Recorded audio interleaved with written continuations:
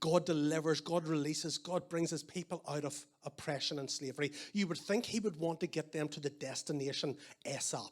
Like the most straight, direct route possible. And yet look at what it says. God did not lead them on the road through the Philistine country, though that was shorter. God led the people around the desert towards the Red Sea. Why would God do that? Why would God take them the long way round instead of taking them by the most direct, straightforward route? Well, it actually tells us. God said if they face war, they might change their minds and return to Egypt. God knew that the people were not yet ready for opposition. They weren't ready for conflict. Slavery for 400 years will do that to you. It will erode your confidence. It will erode your sense of identity. It'll erode your ability to face pressure. But they thought they were ready, because look at what it says. In verse 18, the Israelites went up out of Egypt ready for battle. I've never noticed that before. I've never preached on this passage before. It's one of the most famous passages in the Bible. I've never preached on. They went up out of Egypt dressed for battle. And yet God says, you're not ready for battle. They thought they were ready because they had the uniform on.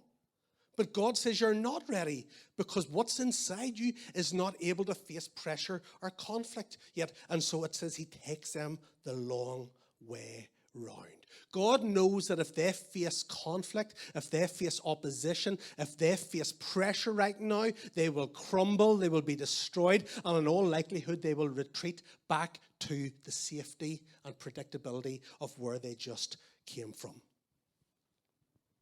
Have you ever found that God does that in your life? God takes you the long way around. Like you look ahead and you think A to B. God, that's where you're taking me. And God takes you from A to K to D to T to P. And you're like, God, seriously, why are you not taking me the most direct route? Like, this is ridiculous. I'm ready, God. Like, I'm ready. I'm prepared. Like, what is taking so long? Why are you being so slow, God? Like, I'm ready. Why am I wandering around here? What have you forgotten about me?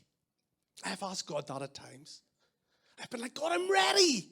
I remember when I was in Shankill Lurgan. I'd been there 3-4 years. I was ready.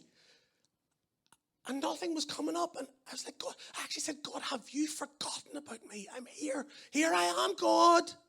Here I am. Remember Craig? Or you start to think, have I done some like a mortal sin? Or mortal sin? Have I committed some like horrible thing that God is just like, I'm doing away with him? Like sometimes you're like, God, why? Why am I pushing this door? That's a good door, but it's not opening. You're trying to cling to every promise in God's word, every prophetic word he's spoken over your life, and nothing is happening, and it's frustrating, and you're not sure what God is doing, and you can't make any sense out of it because it's not how it's supposed to be. I always thought I'd be married by 27. Like the whole way through my teens and early 20s, 27 just sounds like a good age to get married. You know, you're not too young, not too old. You've matured, but you're not too mature. You know, 27 just to me seemed like the perfect age to get married. And then 27 came and 27 went. 28 came and 28 went. 29, 30, 31, 32. And it was getting frustrating because you know what? Every one of my friends was getting married and they were nowhere near as handsome as I was. And like, or humble. And you're like, I went to 10 weddings one summer. 10 weddings. I went into the Donaldry and they went, you again? I promise you that happened, true story. And you're standing there as you're cutting the cake and you're thinking, I want my cake. When am I going to get my cake? I want my cake and I want to eat it. But we're just so glad for you getting married. Bless you guys. Some of you know what that's like. Some of you girls know what that's like. You've been saving yourself. You've been praying for somebody and it's not happening. And then Judy meets some guy on Tinder. And 2 weeks later, they're engaged, and a month later, they're married. And you're like, I want my cake. I don't want that Tinder cake. Don't ever have that tender cake. But I want that cake. I don't want to eat it. And who's like, seriously, God, you know what she's like. I mean, she shouldn't even have been on there. Look at me. God, why not me? Why not me? And you hit 30, you hit 31, and you start to panic. There's something about, you know what, I'm happy to get slated for this, but actually, most girls will tell me this is true. There's something about the age of 30 that girls start to get nervous. That's why my wife, I've said this a number of times, that I just realized my wife married me when she was 30. It doesn't make me feel so good. But there is something about that age of 30 where you just start to get a little bit nervous. Is it ever going to happen? The clock's ticking, tick-tock, tick-tock, tick-tock. Maybe it's to do with having a child. You are married. You've been married for 3-4 years. And you're trying really hard. And nothing's happening. And your friends, like her husband, looks at her and she's pregnant with twins like after a week. And you're like, come on. And you're genuinely pleased for her when she tells you. But then you go home and cry your eyes out. Because that's just what you want. And it's just not happening. Maybe it's to do with healing. Maybe mental and emotional healing, maybe anxiety, depression, maybe physical healing in your body, and you're praying all your best prayers and you're doing everything you can do. And nothing's changing. And then you go and pray for somebody and they get instantly healed and you're like, God, they took my miracle. Like, how come you healed them instantly and nothing's happening for me? You've been unemployed for 9 months and can't get a thing, and your friend applies for, he's in a job and he applies for a job that you'd like and he gets it immediately. Like, what's that about? It's hard. It's hard. And it's especially hard in today's world where everything's instant. I have Amazon Prime because I didn't like waiting more than 24 hours after I'd ordered something for it to arrive at my door. Amazon Prime is one of the greatest things God ever created. That little white van drives up, that little man throws his stuff at your door and away he goes. That's just like hallelujah. I have Netflix because I didn't want to wait another week to watch an episode. Why would you do that when you can binge?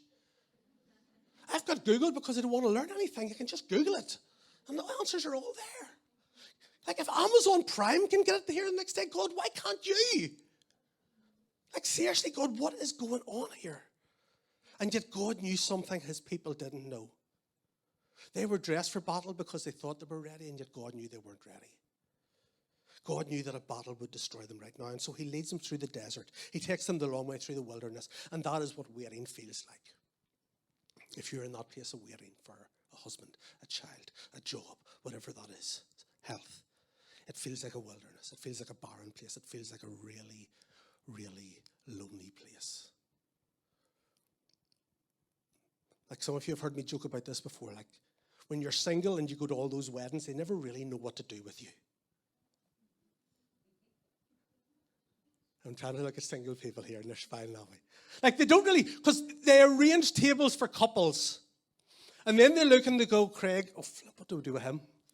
Well, there's 5 kids. There's Uncle Bob, who gets hammered at every wedding, so we'll stick him at the back. And there's Aunt Thelma, who's just got divorced. She's 64, but her and Craig just might have a wee bit of chemistry if they drink enough champagne. And so that's the table they stick you at. And that's a lonely place, that table. That's a lonely, lonely place. New Year's Eve can be a lonely place. Birthdays can be a lonely place. Valentine's Day can be a really lonely place.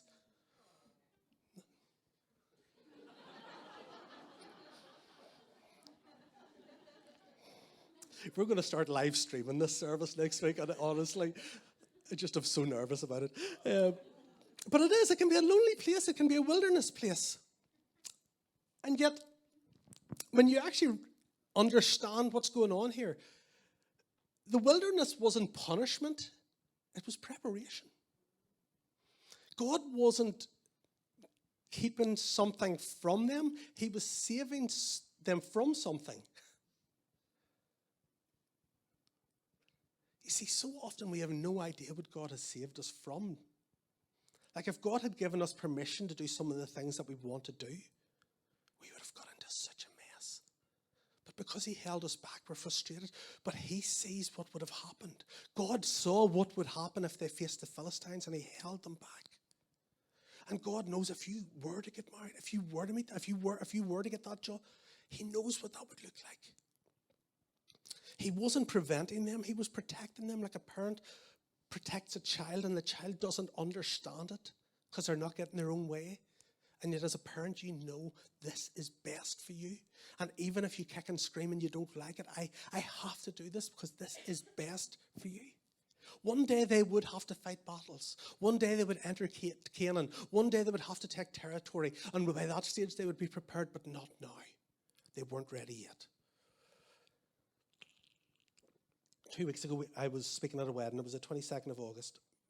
Just keeping an eye on the time. And as the day went on, I realized it was the 12th anniversary of our first date. Our first date was on the 22nd of August, 12 years before that in 2008.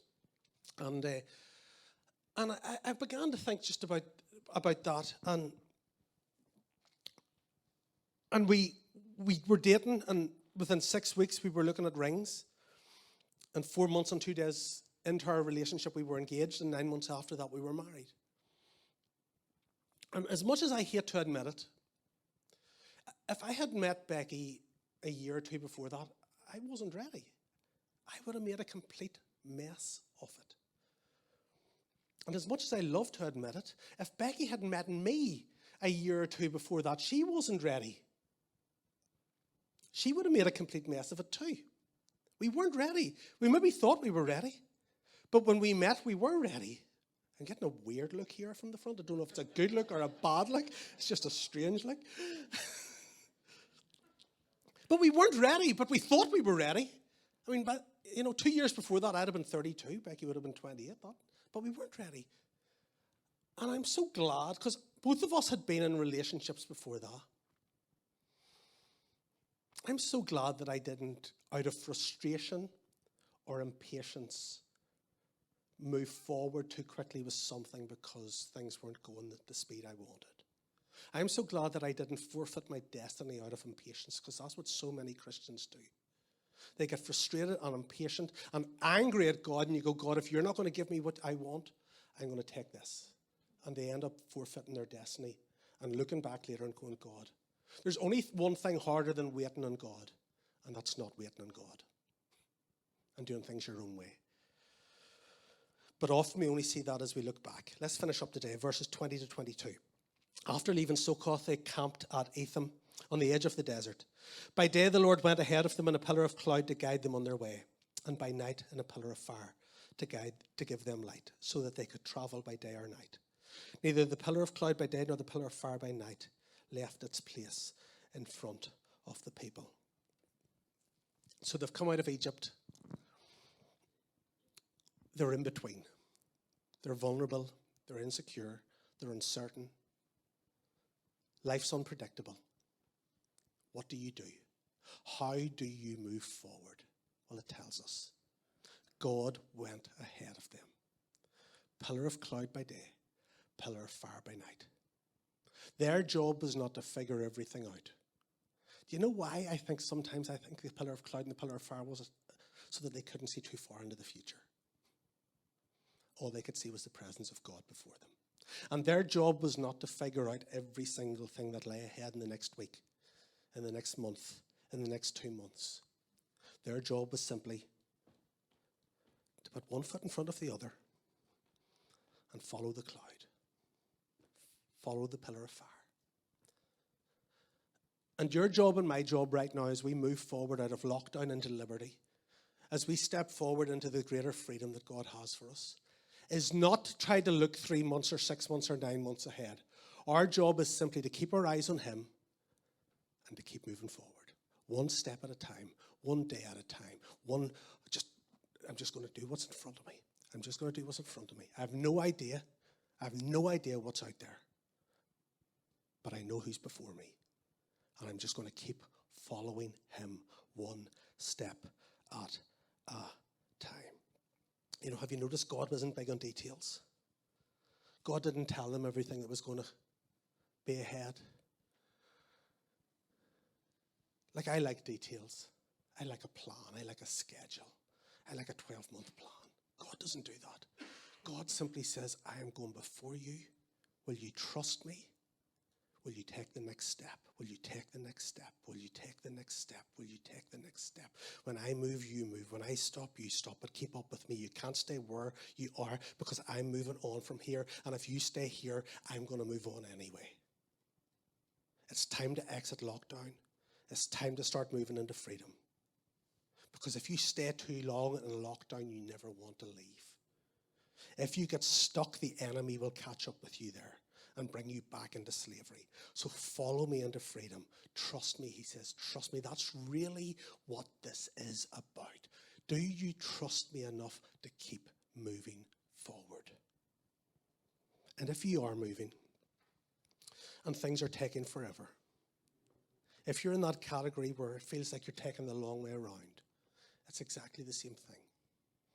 Will you continue to trust him? Even if it feels like you're wandering in the wilderness, will you continue to trust him? Just keep your eyes on him. Don't look to the right. Don't look to the left. Don't be distracted. Don't be waylaid. Just keep your focus on him and keep walking one step at a time, trusting that as you keep your eyes on him, he will get you to where you need to be. I know you think you're ready, but I know if you're really ready. You might be frustrated, you might be afraid, you might be insecure, you might be uncertain. That's okay. Things might change, but I will never change, he says. Things might be uncertain, but I'm not uncertain. Things might be unpredictable, but nothing takes me by surprise. Will you keep walking one step at a time? You need to keep moving forward. You need to keep moving forward. I'm going to finish. I've been talking a lot about us today. I'm going to finish with the story about us. Promise I won't do that next week.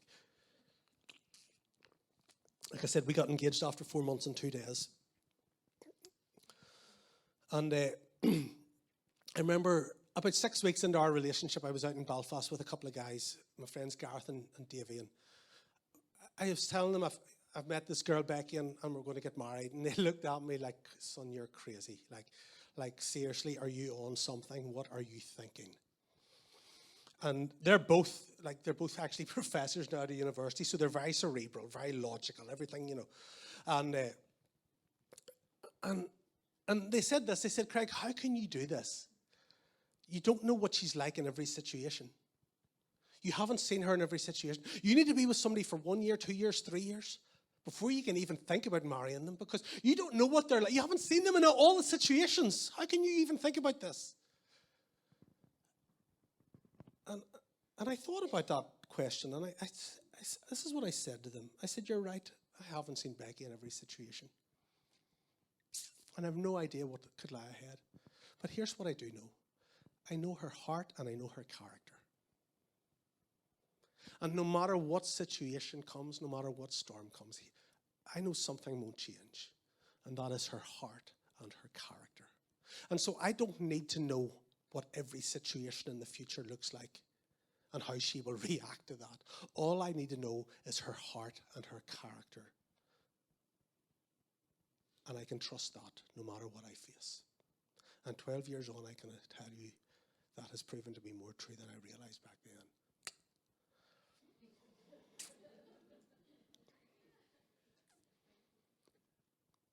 You might not know what happens in a month, a week, 6 months. Will there be a second wave? Will there be, none of us know that. If you do come and talk to me, you're better than I am. You know what we do know? We know who he is. We know his character. We know what this book tells us. We know his heart, that his heart is for you, that his presence is with you, that he goes before you. And if that is true, you can keep walking forward no matter what. Would you pray with me as the band come up?